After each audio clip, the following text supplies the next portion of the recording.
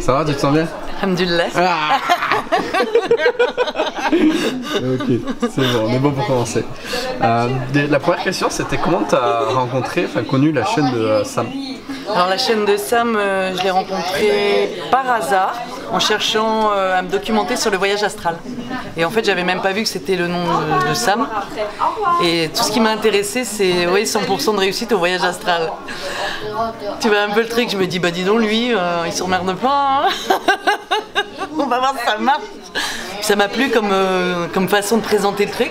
Et puis en fait, il m'a intriguée parce que sa manière de parler, je trouve ça complètement inhabituel et en même temps très naturel. Et je me dis, mais c'est qui ce gars? Et il m'a fait rire. Et tu vois, et juste au moment où il a dit, ouais, et ben, y en a, ils vont me dire, ouais, qu'est-ce que c'est que cet hurluberlu qui prétend faire des voyages astro? Et ben, c'est exactement ce qui m'était passé par la tête. Et ça m'a fait trop rire. Je me suis dit, mais personne ne va le prendre au sérieux, ce gars, alors qu'il est génial, tu vois.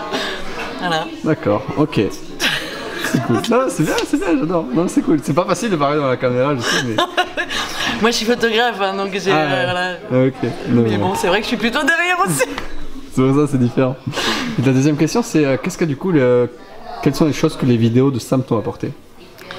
Alors, qu'est-ce que ça m'a apporté? Ben, ça m'a apporté que j'ai eu la sensation véritable d'avoir un ami près de moi qui était capable de me parler de mes problèmes en profondeur et avec un détail impressionnant.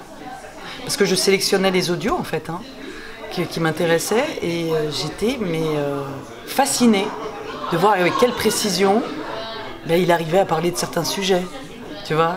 Et voilà, et du coup ben, je me le mettais le soir, comme si ben, à ce moment-là j'avais besoin d'une présence que j'avais pas dans ma vie, je reconnais. C'était pas comme un psychologue, mais non, c'était vraiment comme un ami.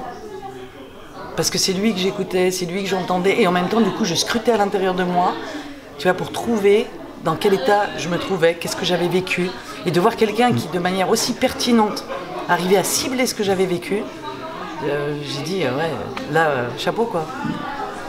Voilà. Ok, super. Non, très bien. Ok, et une dernière question. Vas-y. C'est, du coup, qu'est-ce que tu penses de ces événements? Oh ben moi, ces événements, regarde, pour moi, on est tous participatifs, en fait, de cette création des actives lumineuses. Qui vont permettre... Alors, j'ai pas trouvé une définition parce que j'aime pas le mot définition, mais j'ai trouvé un mot l'autre fois qui correspondait vraiment à ce qu'on représente quelque part. Et bien, c'est que quand tu prétends être une lumineuse, parce que pour moi on est tous plus ou moins lumineux, mais il y en a qui s'ignorent plus que d'autres. Quand tu prétends être une lumineuse, ça veut dire que chaque fois que tu approches quelqu'un, et ben, tu lui apportes plus de lumière. Non pas parce que tu rayonnes, etc., mais parce que tu vas créer une ouverture chez la personne qui va lui permettre justement d'accéder à sa propre lumière, davantage. Et moi, je pratique ça tous les jours, c'est-à-dire que partout où je vais, ben, je me laisse guider pour savoir vers quelle personne je dois aller. Et à chaque fois, les gens ils me remercient, mais enfin c'est incroyable. Alors que je cherche même pas à leur enseigner quoi que ce soit. Hein. Juste on parle, tranquillement, et en fait il se passe des miracles. Voilà ce que c'est qu'être une lumineuse. Ok, bon bah super. Voilà. Merci, tu vois que toi aussi t'es très lumineux.